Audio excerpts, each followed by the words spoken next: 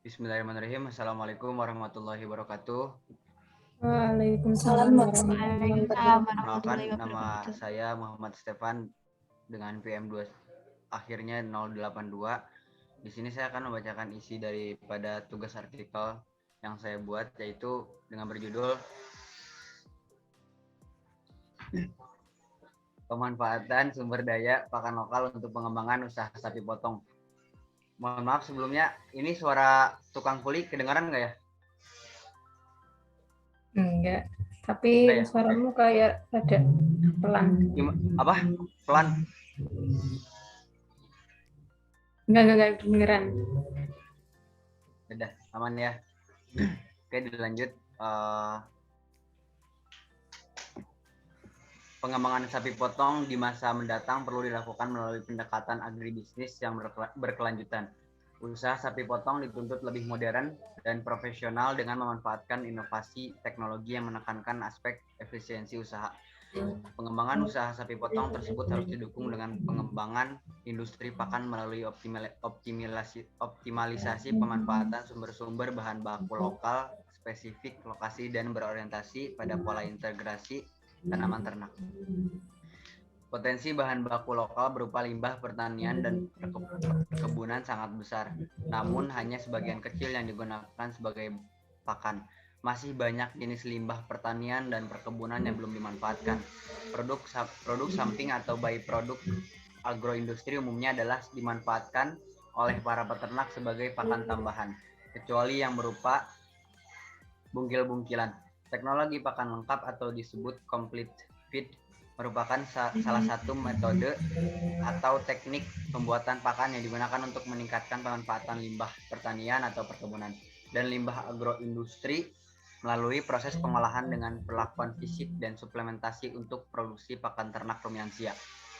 Proses pengolahannya meliputi pemotongan untuk merubah ukuran partikel, pengeringan, penggilingan, dan penghancuran. Pencampuran antara bahan serat dan konsentrat yang berupa padatan maupun cairan, serta pengemasan. Pemanfaatan limbah pertanian atau perkebunan yang tersedia secara lokal di masing-masing wilayah, ditambah dengan penggunaan limbah agroindustri, merupakan salah satu upaya dalam mengembangkan industri pakan yang murah. Mungkin demikian yang bisa saya sampaikan. Barangkali ada pertanyaan daripada audiens, monggo dipersilakan.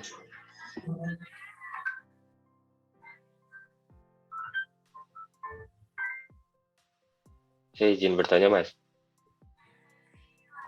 Silakan, Mas.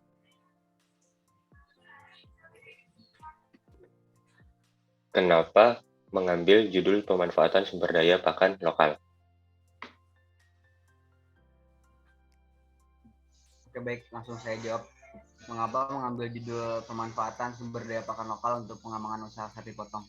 Karena pada yang sudah realitanya bahwa sebenarnya pakan impor dengan pakan lokal itu untuk segi proteinnya itu sama-sama bisa mengungguli. Tetapi pakan impor itu lebih mahal untuk dibeli, dan juga kan kita tuh mempunyai kayak slogan modal tuh semurah-murahnya, untung setinggi-tingginya. Maka dari itu pemanfaatan pakan lokal juga untuk agar kita mendapat untung yang lebih banyak. Kemudian yang kedua adalah kita bisa memanfaatkan limbah-limbah pertanian seperti kulit-kulit kacang dan semacamnya. Begitu kurang lebih. Mudah-mudahan terjawab. Baik, Mas. Terima kasih. Silakan untuk ada yang bertanya lagi. Izin bertanya. Silakan Mbak Suci dulu boleh. Kenapa harus memakai pakan lokal? Pakan impor itu tidak baik? Oke, baik. Untuk menjawab dari pertanyaan yang kedua, seperti yang sudah saya jelaskan tadi, sebenarnya sama-sama baik ya untuk dari segi protein dan mungkin komposisinya lah. Akan tetapi kan di sini kita harus mempunyai one step ahead daripada yang lain-lain. Maksudnya kalau bisa bikin pakan lokal, karena tadi yang sudah saya jelaskan juga bahwa limbah pertanian kan kadang kita buang ke TPS gitu atau nggak TPA yang pada akhirnya malah menjadi menumpuk, dan sebaiknya emang harus dimanfaatkan sih. Dan cara untuk memanfaatkannya dengan salah satunya adalah untuk membuat pakan lokal. Kayak sebenarnya yang saya teliti ini adalah semacam silase yang sudah kita pelajari mungkin pada matkul yang lain. Demikian, semoga terjawab. Silakan untuk pertanyaan yang selanjutnya. Izin bertanya mengenai bahannya itu Anda mendapatkan dari mana pada penelitian ini?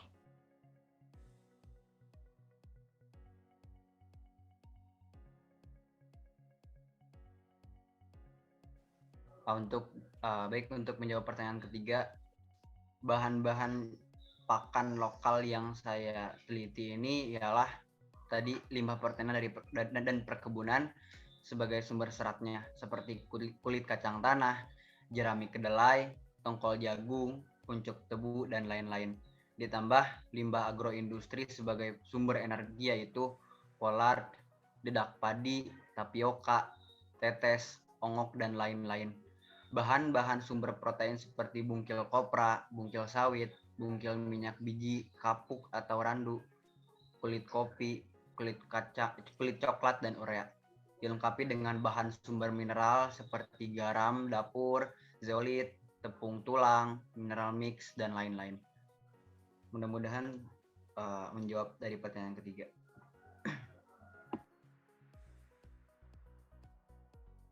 Silakan, barangkali ada yang ingin bertanya lagi.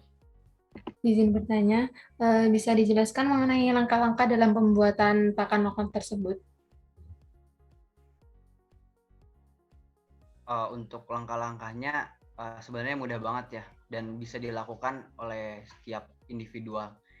Yang pertama adalah bahan-bahan sumber serat dipotong-potong dengan alat pemotong atau yang bisa disebut adalah cooper dengan ukuran 0,5 sampai 1 cm. Kemudian dikeringkan dengan menggunakan pemanasan sinar matahari atau alat-alat pemanasan sampai kadar air 10-20%.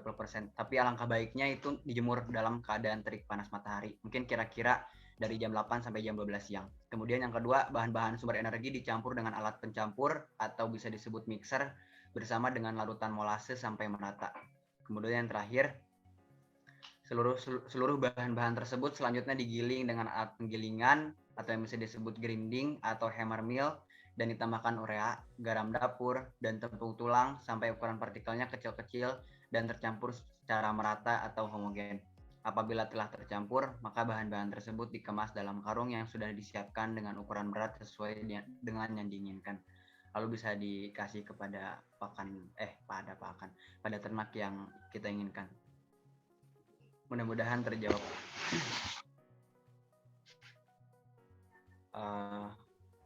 Baik, mungkin demikian yang bisa saya sampaikan. Kurang lebihnya mohon maaf, karena bila ada kelebihan itu hanya milik Tuhan Yang Maha Esa. Jika ada kekurangan itu hanya milik syaitonir rajim. Wabillahi taufiq wal hidayah. Wassalamualaikum warahmatullahi wabarakatuh. Waalaikumsalam warahmatullahi wabarakatuh.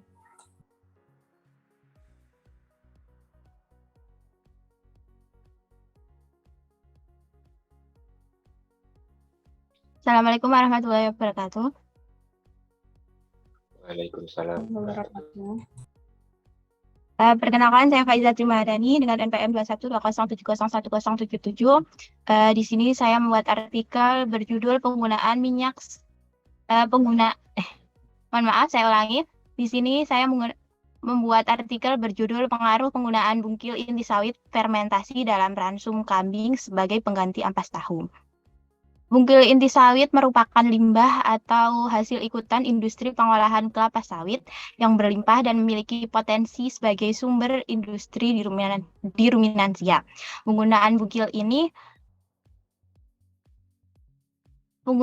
bungkil inti sawit dalam pakan, baik yang fermentasi atau tidak, menggunakan minyak kelapa ini digunakan sebagai pengganti ampas tahu yang menjadi sumber protein untuk ternak. Menggunakan rancangan bujur sangkar Latin atau RBSL sebanyak 2 bujur sangkar dengan 4 macam perlakuan, di mana membutuhkan 8 ekor ternak kambing Nubian berumur 6 bulan dengan berat antara 20 sampai 25 kg. Dilakukan perlakuan yang berbeda-beda, yaitu pemberian konsentrat yang berbeda yang terdiri dari bungkil inti sawit segar, kemudian ada bungkil inti sawit segar yang dicampur dengan minyak sawit, ada bungkil inti sawit fermentasi, dan ampas tahu. Variabel yang diukur adalah konsumsi bahan kering atau BK, kemudian ada pakan berupa hijauan dan konsentrat, dan ada pertambahan berat badan. Hasil penelitian ini menunjukkan bahwa perlakuan ini berpengaruh tidak nyata terhadap konsumsi bahan kering hijauan dan bahan organik hijauan. Kemudian ada pakan kering hijauan dan pakan total. Pemberian konsentrat ampas tahu sangat nyata dan lebih disukai daripada konsentrat yang berbahan dari bungkil inti sawit. Rata-rata pertambahan berat badan yang ditunjukkan pada perlakuan ini itu berkisar antara 70, 60, dan 40 gram per ekor per harinya. Penggunaan konsentrat bungkil inti sawit ini dapat menggantikan ampas tahu dan ransum tanpa berdampak negatif pada pertumbuhan kambing Nubian. Mungkin dari saya itu, mungkin dari teman-teman ada yang ingin ditanyakan? Saya ingin bertanya. Silahkan. Baik, untuk pertanyaan saya itu, mengapa Anda memilih bahan ini dalam artikel yang Anda buat? Oke, saya memilih bahan ini karena Indonesia sendiri merupakan salah satu negara dengan penghasil kelapa sawit yang besar dan sangat disayangkan jika limbah dari industri kelapa sawit di Indonesia ini tidak digunakan untuk bahan lain atau digunakan untuk hal-hal yang lebih bermanfaat, contohnya untuk pakan ternak. Seperti itu.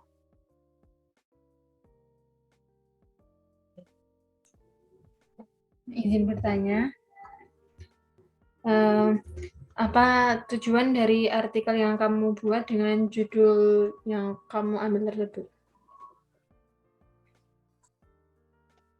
Untuk tujuan dari artikel yang saya buat di sini adalah karena balik lagi Indonesia sebagai salah satu negara penghasil kelapa sawit yang besar, di mana memiliki limbah bungkil inti sawit yang sangat banyak dan sangat disayangkan sekali bila ini tidak digunakan atau diolah. Apalagi untuk pakan ternak sendiri kan setiap tahunnya mengalami kenaikan. Nah, itu kenapa kita tidak mengolah bungkil inti sawit ini menjadi pakan yang di mana bungkil inti sawit ini banyak tersedia.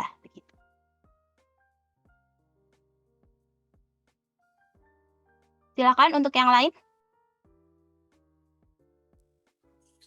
Izin bertanya, Mbak, apa saja kandungan probiotik yang digunakan untuk fermentasi BIS tersebut ya? Terima kasih. Oke, untuk probiotik yang saya gunakan adalah probiotik dengan merek Tangguh. Di situ di dalam probiotik tersebut terdapat ada Lactobacillus sp, kemudian ada Streptomyces sp, ada Trichoderma, kemudian ada Pseudomonas, ada Azospirillum, Azotobacter, dan Asparagus niger.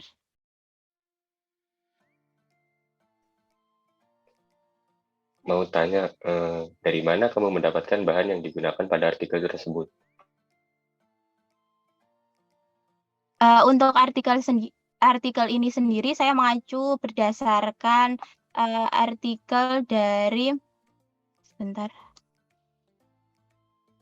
Untuk artikel ini sendiri mengacu berdasarkan artikel dari Suhendro, Hidayat, dan Akbarillah yang berjudul Pengaruh Penggunaan Bungkil Inti Sawit, Minyak Sawit, dan Bungkil Inti Sawit Fermentasi Pengganti Ampas Tahu dan Ransum terhadap pertumbuhan kambing Nubian darah, di mana beliau ini mengambil bahannya dari industri pembuatan minyak sawit dan industri pembuatan tahu. Seperti itu. Mungkin sekian dari saya yang dapat saya presentasikan. Wassalamualaikum warahmatullahi wabarakatuh. Baik, saya akan melanjutkan presentasinya. Saya akan mempresentasikan materi saya yaitu biogas sebagai biogas dari limbah peternakan menjadi sumber energi alternatif. Biogas itu merupakan gas yang dihasilkan oleh aktivitas mikroorganisme anaerobik atau fermentasi dari bahan-bahan organik seperti kotoran ruminansia dan kotoran manusia, kotoran rumah tangga, sampah organik, dan yang lainnya. Dari hasil fermentasi tersebut menghasilkan gas metana yang karbon dioksida, hidrogen sulfida, dan gas lainnya. Biogas merupakan salah satu energi terbarukan bahan bakar alternatif masa depan yang bisa digunakan sebagai bahan bakar kendaraan maupun listrik untuk memenuhi kebutuhan energi dalam rumah tangga. Pemanfaatannya sebagai sumber energi biogas memegang peranan yang sangat penting dalam bidang lingkungan karena biogas yang mengandung gas metana atau CH4, kemurnian metana dari hasil biogas tersebut sangat penting karena akan mempengaruhi nilai kalori yang dihasilkan jika kadar metananya tinggi. Kandungan metana yang rendah memiliki kualitas nyala api yang rendah, hanya bisa dimanfaatkan untuk menaikkan. Perlu dilakukan penilaian metana sesuatu teknologi pemisahan akan dipilih jika perlu. Limbah kotoran ternak sebelum banyak dimanfaatkan sebagai bahan gas minimnya pengetahuan akan kekayaan sebagai pupuk kompos yang mencemari sungai dan limbah ternak. Untuk mengurangi pencemaran, maka masyarakat harus memanfaatkan limbah tersebut, yaitu bisa dimanfaatkan sebagai sumber energi alternatif pengganti gas LPG. Selanjutnya, pada pembuatan biogas limbah kotoran sapi seringkali digunakan sebagai starter untuk mempercepat fermentasi anaerob dalam proses produksi biogas. Maka dari itu dalam kotoran sapi secara alami terdapat mikroba yang berperan dalam tahap fermentasi anaerob dalam proses produksi biogas dari kotoran sapi. Prinsip dari dasar teknologi biogas merupakan suatu proses penguraian bahan-bahan organik oleh mikroorganisme dalam kondisi anaerob untuk menghasilkan campuran beberapa gas seperti metana dan karbon dioksida. Biogas akan sangat bermanfaat dalam pengelolaan limbah ternak. Selain limbah gas metana, dapat mengurangi limbah padat berupa kotoran dengan penerapan sistem seperti reaktor biogas, dan hasilnya adalah biogas dan kompos organik siap pakai. Jika pemanfaatan dalam skala rumah tangga dapat digunakan sebagai sumber listrik dan kompor di daerah terpencil di Indonesia. Dengan memanfaatkan potensi Indonesia yang besar, biogas dapat benar-benar diwujudkan. Jika Indonesia mengembangkan digester dengan model atau tipe fixed dome akan lebih efektif dan menghemat biaya. Sekian dari presentasi saya. Jika ada pertanyaan, silakan diajukan.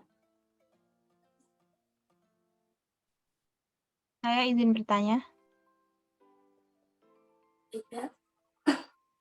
Untuk tujuan dari penggunaan teknologi biogas sendiri, menurut Anda itu apa? Tujuan dari biogas sendiri itu, biogas dapat dijadikan atau dimanfaatkan sebagai sumber energi alternatif, pengganti listrik dan gas LPG. Yang hal itu dapat diwujudkan untuk mengantisipasi kelangkaan bahan bakar minyak dan juga dapat diwujudkan sebagai aksi pengendalian pencemaran lingkungan. Pemanfaatan dilakukan secara dua arah, yaitu gas dari kotoran sebagai sumber energi alternatif dan sisa kotoran tersebut dimanfaatkan sebagai pupuk yang mengandung unsur hara yang tinggi untuk membantu kesuburan tanah. Mungkin ada pertanyaan lain? Izin bertanya, Mbak. Ya, silakan Mas. Mengapa limbah peternakan dapat menjadi sumber energi alternatif? Terima kasih, saya akan menjawabnya. Seperti yang saya jelaskan tadi, limbah ternak memiliki potensi yang cukup besar untuk dijadikan sebagai sumber energi alternatif karena dalam fases ternak atau kotoran ternak mengandung gas metan yang merupakan senyawa yang mudah terbakar sehingga sangat baik jika dijadikan sebagai sumber energi alternatif. Apakah ada pertanyaan lain? Silakan. Izin bertanya, apa dampak jika limbah peternakan tidak ditangani secara benar? Terima kasih.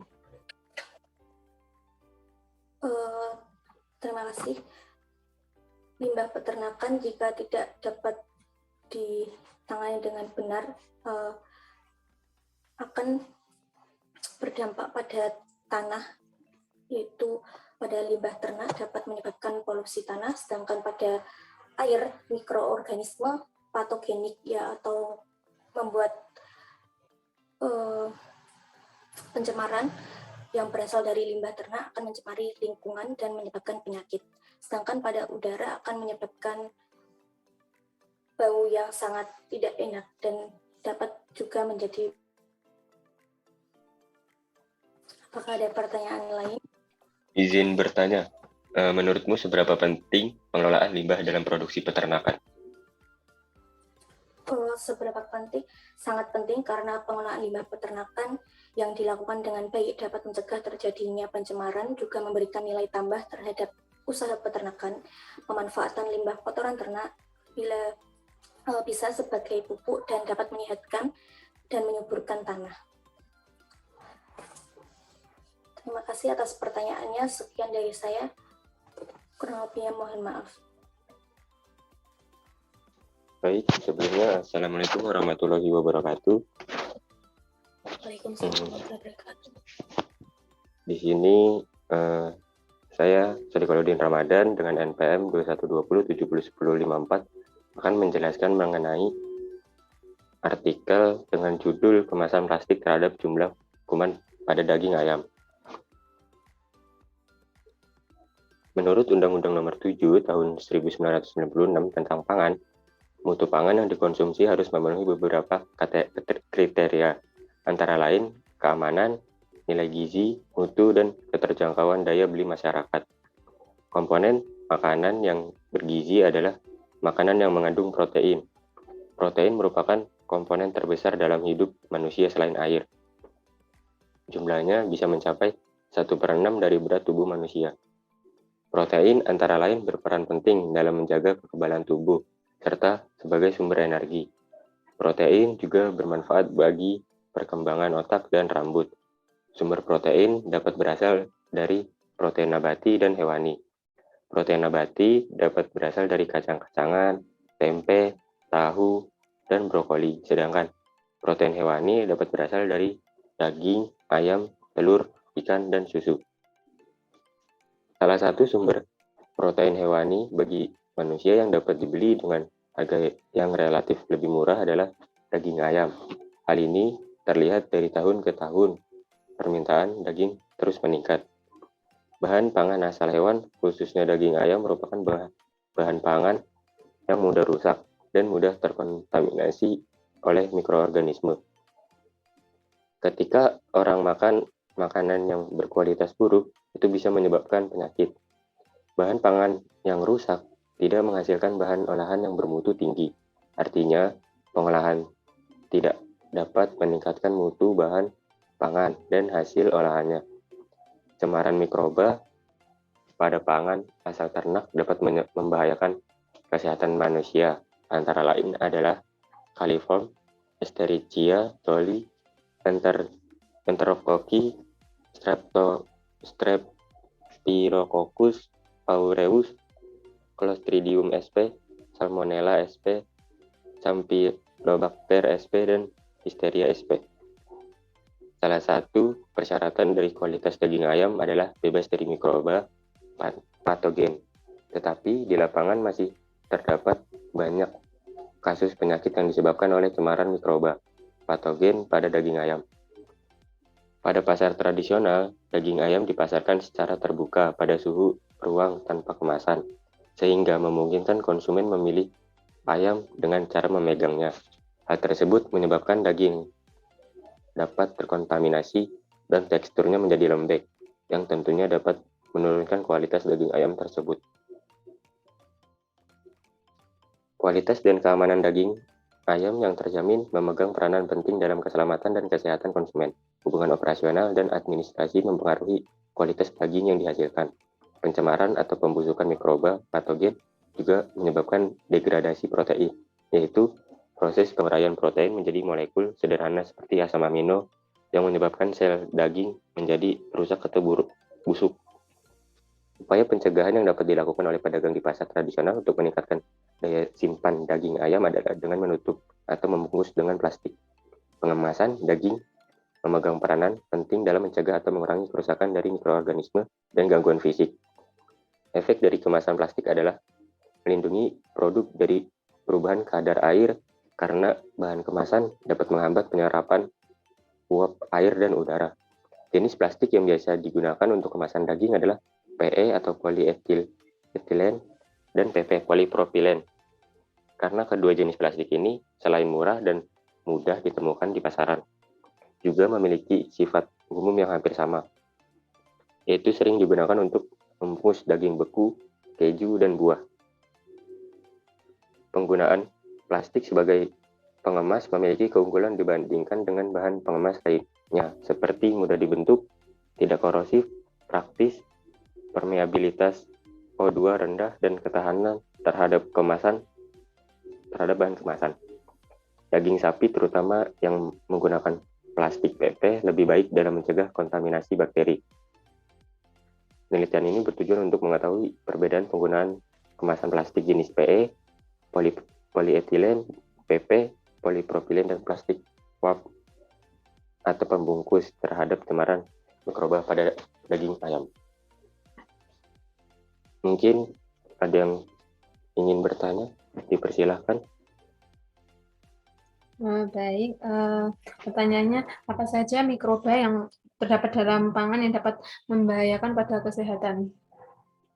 Baik, akan saya langsung jawab. Cemaran mikroba pada pangan asal ternak yang dapat membahayakan kesehatan antara lain adalah Coliform, Escherichia coli, Enterococci, Streptococcus aureus, Clostridium sp, Salmonella sp, Campylobacter sp, dan Listeria sp. Apakah ada yang ingin bertanya lagi? Izin bertanya. Untuk perbedaan antara plastik PE dan plastik PP itu apa ya? Baik, terima kasih. Plastik PE mempunyai bahan yang kuat terhadap asam, deterjen, alkohol, dan basa. Jika bahan plastik PP tidak kuat menghadapi suhu yang rendah. Bahan plastik PE cukup kuat dan bisa kamu andalkan di suhu rendah, karena bahan PE mampu menyimpan bahan pada suhu pembekuan hingga minus 50 derajat Celcius. Ada yang ingin bertanya lagi? Izin bertanya, Mas. Seberapa jumlah kuman yang diperbolehkan untuk daging segarnya? Terima kasih.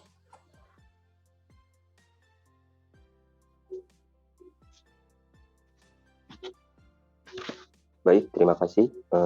Menurut Standar Nasional Indonesia tahun 2009 tentang batas cemaran mikroorganisme dalam pangan, khususnya untuk daging segar, jumlah angka kuman yang diperbolehkan adalah 1 kali 10⁻⁶ koloni per gram. Mungkin ada lagi pertanyaan?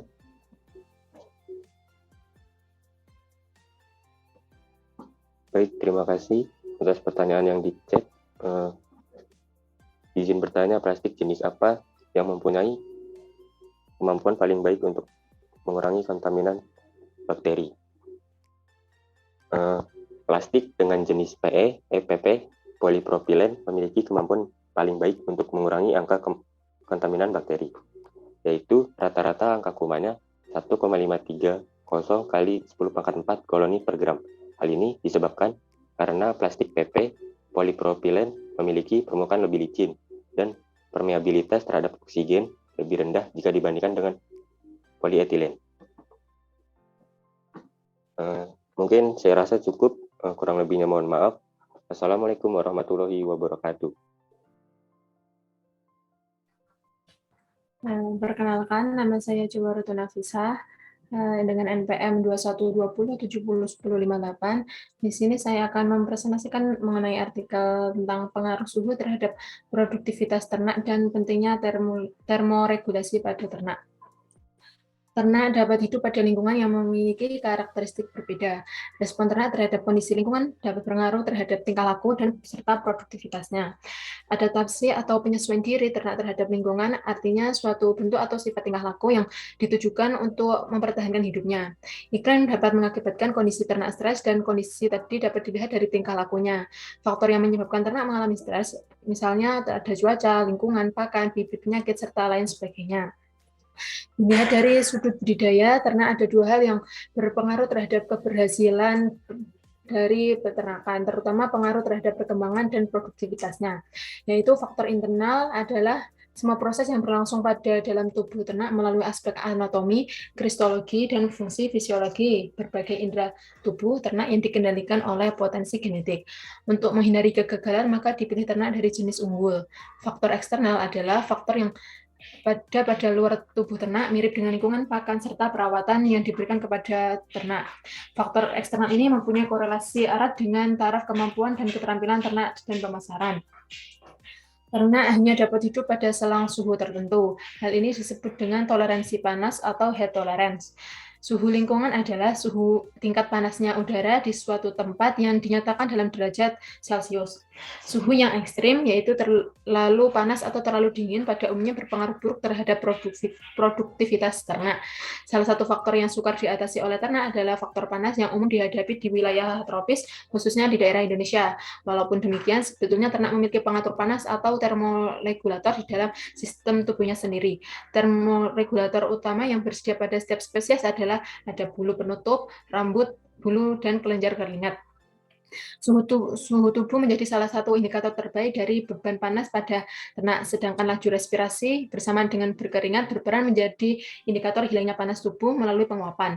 Ketika tingkat keringat dan pernapasan tidak mencukupi untuk pemeliharaan homeostatis, suhu tubuh meningkat. Secara sederhana, termoregulasi didefinisikan sebagai instrumen yang digunakan ternak untuk mempertahankan suhu tubuhnya. Kemampuan termoregulasi ini diatur oleh gen yang mengatur kontrol termoregulasi yang berperan penting sebagai indikator status kesehatan dan produktivitasnya. Ternak yang berada di lingkungan yang bersuhu tinggi akan mengalami stres berat serta gagal dalam mengatur panas tubuh. Akibatnya ternak akan banyak minum air namun nafsu makan berkurang dan pakan yang dikonsumsi menjadi rendah. Suhu lingkungan pada dataran rendah relatif lebih tinggi, yaitu sekitar 20 derajat Celcius hingga 20 derajat Celcius, sehingga ternak berpotensi mengalami cekaman panas yang menjadikan berkurangnya konsumsi pakan serta tanpa adanya ketersediaan air minum yang mencukupi. Tidak sama menggunakan ternak yang dipelihara di dataran tinggi, yaitu suhu relatif kurang lebih 22 derajat hingga 24 derajat, serta pakan yang diberikan berupa rumput gajah dengan kandungan nutrisi yang cukup baik, sehingga dengan kondisi seperti ini, ternak merasa nyaman dan mampu berproduksi lebih baik dan serta maksimal. Terima kasih. Bisa yang ingin bertanya, bisa ditanyakan. Ingin bertanya, Mbak? Ya.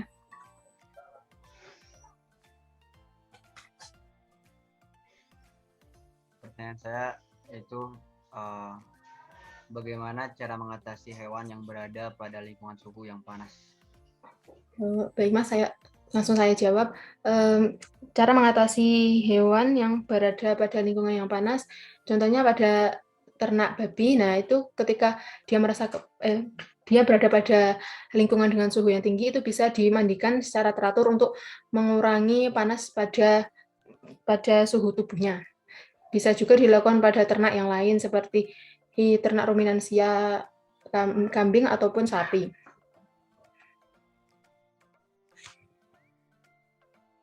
Yang lain? Masih ada pertanyaan? Saya izin bertanya, Mbak. Ya. Efek apa yang ditimbulkan ketika ternak stres? Terima kasih. Terima kasih.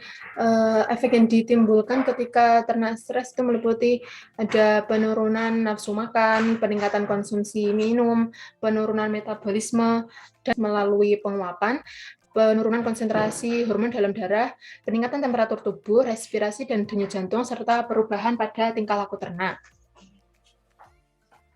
Apakah bisa menjawab, Mas? Yang lain? Seberapa pentingkah suhu terhadap produktivitas ternak? Suhu menjadi faktor yang penting dalam produktivitas ternak. Nah, diperumpakan jika ternak itu tidak mendapatkan makanan yang cukup untuk mempertahankan suhu tubuhnya, ternak akan menggunakan lemak dan jaringan otot untuk menghasilkan energi yang dibutuhkan. Pada proses tersebut, ternak akan mulai mengurangi penurunan kondisi suhunya dan ternak tidak ada tubuh akan menurun Perbedaan hasil produktif tinggi dan rendah. suhu. Contohnya pada dengan dataran rendah adalah lingkungan dengan suhu rendah itu bisa mencapai 10 hingga 17 liter. Jadi perbedaannya itu sangat tinggi. Ya, seperti yang saya jelaskan tadi, misalnya pada ternak pedaging itu akan menurunkan bobot ternak tersebut. Gitu. Bisa dimengerti, Mbak? Bisa. Terima kasih, Mbak. Ya, sama-sama.